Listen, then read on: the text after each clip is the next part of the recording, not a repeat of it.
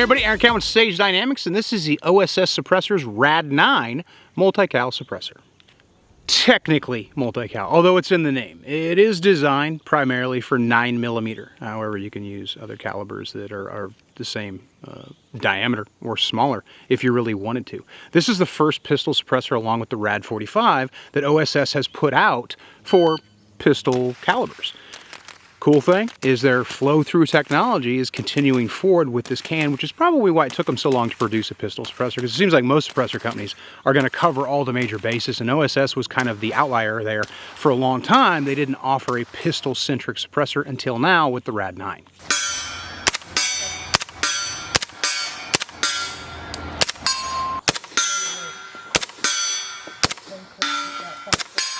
An easy argument can be made that there isn't a lot of innovation when it comes to suppressors, pistol suppressors specifically. You tend to see some variations in baffle design, some revisiting of older technology, older ideas, and changes in metals and different bimetals, mixing, you know, a sleeve metal with a core metal or what have you. But that's pretty much it. And there are some, of course, some exceptions to that rule. But talking specifically about the Rad 9, it's using their flow-through technology, which is dramatically different from the way the majority of the suppressors operate. If you're not familiar, you can definitely Google it up and check out the flow-through technology, which is an OSS thing. And basically what it does is it allows the gas to expand away from the bore line, and it's routed forward in the suppressor using these radial grooves, almost like a helical feed. Something definitely more noticeable in the rifle cans, at least that's what I was thinking, because with pistol suppressors, I don't necessarily notice a lot of gas at the face, depending on the gun, whether it be an actual handgun or whether it be a submachine gun, depending on the operator. You know, delayed blowback, roller lock versus direct blowback. You get different gas behaviors from different operating systems, but most handguns work pretty much the same way. Recoil operated, you need a booster to run the can. There's a few exceptions to that, like the Beretta, but the majority of your unlocking handguns are going to kind of handle the gas the same way. You're still going to get gas coming back, which is not necessarily a big deal depending on the environment you're shooting at. Indoors, it's more of a bigger concern than it is outdoors. This is a length, choose your own length, if you will, suppressor, which is what a lot of suppressors do going forward. So you've got two available lengths with the Rad 9. Full size is 7.7 inches. Your K configuration is 5.15, which is super short, and I like that because I need a suppressor to bring the report of the gun below the pain threshold. Generally, when I shoot suppressors, if I'm going to be shooting more than 10 or 15 rounds, I'm going to throw an ear pro anyway.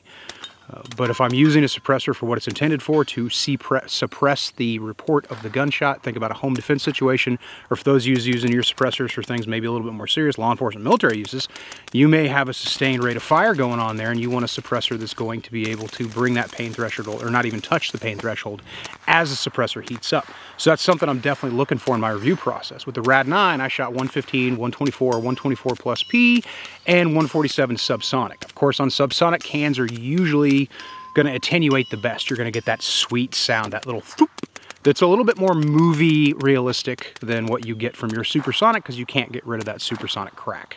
First thing I noticed about the Rad 9 is it sounds really good in both configurations, although it is a little bit quieter to my ear in the longer configuration, which makes more sense because you get more baffle.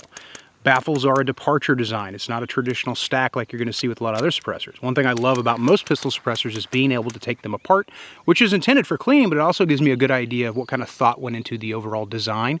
And the Rad 9 is a departure from pretty much any other pistol suppressor I own because of that flow-through technology, and you can see those radial grooves that they're talking about when you disassemble it.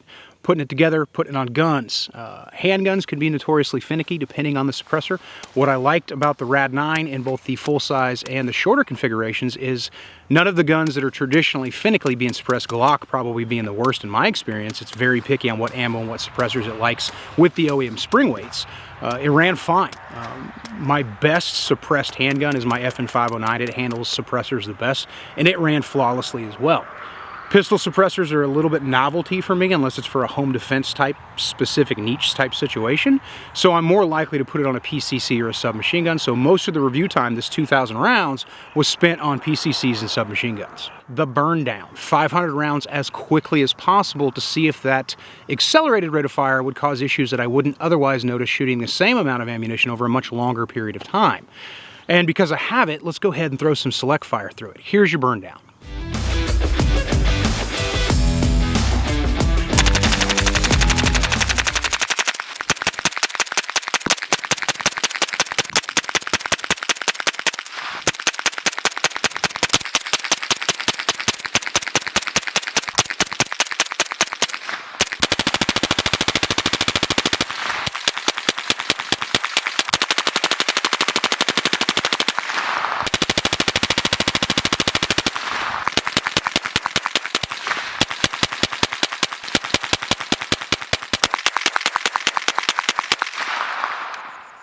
I did the burn down in the full length configuration because that's the default position of the can. However, after that, I pretty much spent more time putting it in the K. But in the burn down, no issues, no worrisome sounds or changes in attenuation or tone that came from the suppressor. Everything stayed locked up. Everything worked great. No baffle strikes or anything like that. First to last round. And in that burn down, I had 115, 124 plus P, 124.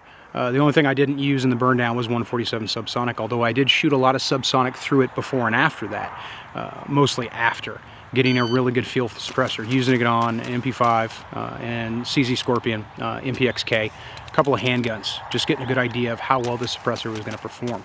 It breaks down very easy, comes with a tool, easy. You got to keep up with some parts that may kind of pop out a little bit when you're taking it down, putting it back together, changing the cap, changing your length. But it's pretty self-intuitive, or I should say it's just pretty intuitive. It works mostly, you know, just like any other suppressor that you can change the length on is going to work. The body stays relatively cool until you, of course, put some mag dumps through it of 30 rounds or more on full auto. I definitely appreciated that. And as it heats up, it doesn't seem to loosen any more than any other suppressor would. So shooting on a handgun especially, I noticed with those, just with handguns in general, the suppressor, even when I go wrench on it really good, suppressors on handguns tend to loosen up a little bit more than you'd see with a submachine gun. Not really something I noticed more than I would with any other suppressor during the review. Happened a couple times. It's just something you got to watch for unless you kind of want to tempt fate for a baffle strike. Very happy with that. Overall performance across all the guns I used it on, the Rad 9 performed great. I don't really have anything negative to say about it, which is good. That's what we want. Of course, then we get into the difficulty of how is it necessarily substantially better than any other suppressor. You're going to have to load it for somebody else to that because I weigh everything based on its own merits. If you're looking for a pistol suppressor that does things a little bit differently, manages gas a little bit differently, gives you good sound attenuation, length options, and is acceptable across a wide degree of guns without any functionality issues, be it fixed spacer, booster, pistol, PCC, submachine gun, what have you. The Rad 9 is an excellent choice, and it's something I'm glad exists, and I'm glad that someone is doing something a little bit different with pistol suppressor technology, because it's kind of a category that doesn't necessarily get the same attention that some other suppressor or calibers get. So I'm definitely glad to see that, and I'm a huge fan of the Rad 9, and I highly recommend you get one if you're considering a new pistol suppressor. I'm Eric Count with Sage Dynamics. Suppress accordingly.